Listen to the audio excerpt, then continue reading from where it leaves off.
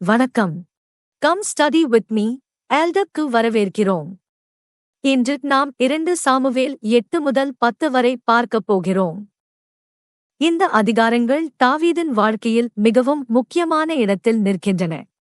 இதுவே அவரது ராஜ்யம் பலப்படுத்தப்பட்ட காலம். எதிரிகள் அடக்கப்பட்ட காலம். அவருடைய ஆட்சி வலிமையுடன் பரவிய காலம்.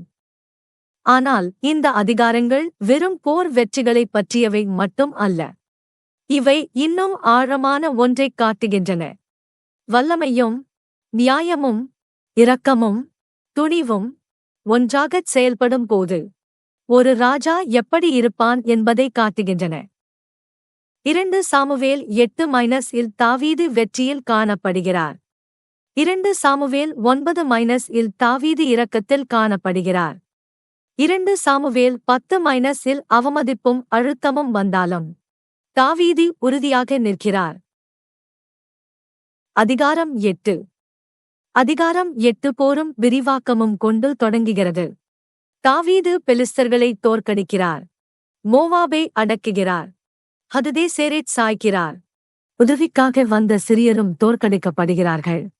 ஏதோமும் அவரது ஆட்சிக்குள் வருகிறது. இந்த அதிகாரம் வேகமாக நகர்கிறது. ஆனால் அதன் செய்தி தெளிவானது. தாவீதின் ராஜ்யம் இனி சிறியதும் நிலையற்றதுமாக இல்லை.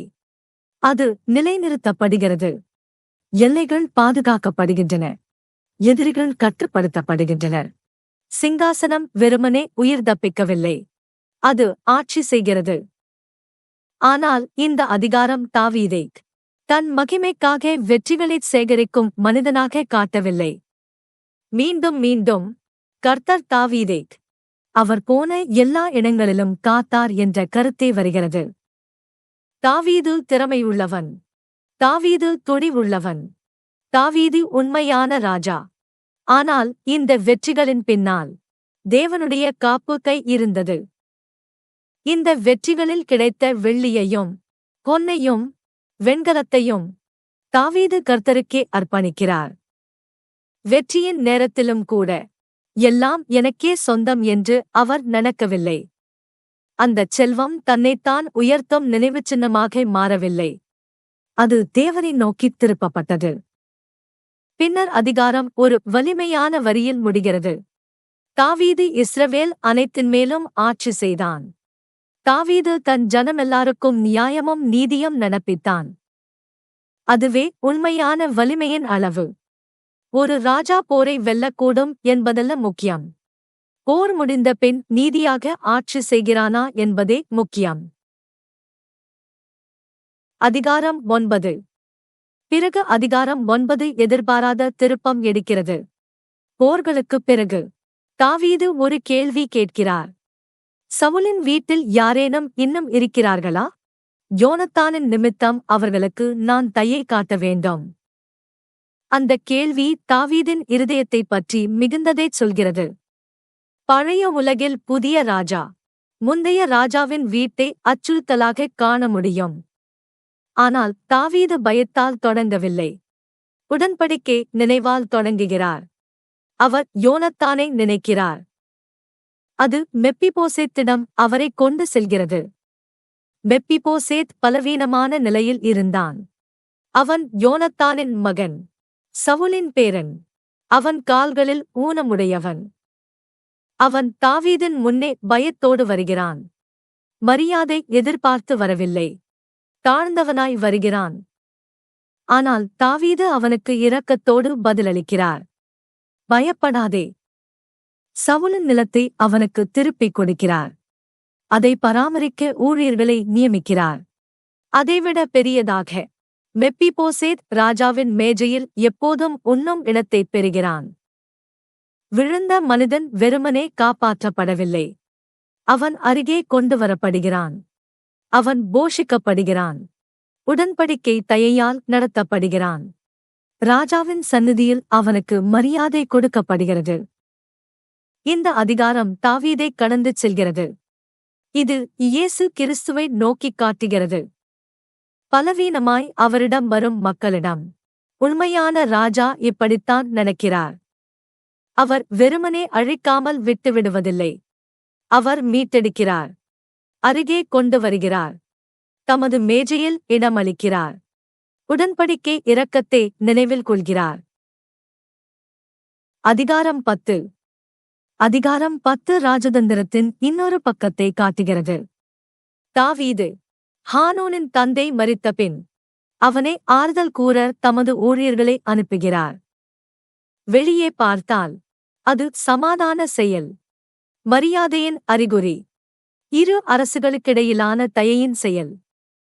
ஆனால் சந்தேகம் அந்த நேரத்தை விஷப்படுத்துகிறது. ஹானூன் தவறான ஆலோசனையை கேட்கிறான். தாவீதின் ஊழியர்கள் அவமதிக்கப்படுகிறார்கள். அவர்களுடைய தாடிகள் சீவப்படுகின்றன. அவர்களுடைய உடைகள் வெட்டப்படுகின்றன. அவர்கள் அவமானத்துடன் திருப்பி அனுப்பப்படுகிறார்கள். முதலில் தாவீது அவர்களுக்கு பரிவுடன் நினைக்கிறார். தாடி மீண்டும் வளரும் வரை எரிகோவில் தங்குங்கள் என்று சொல்கிறார்.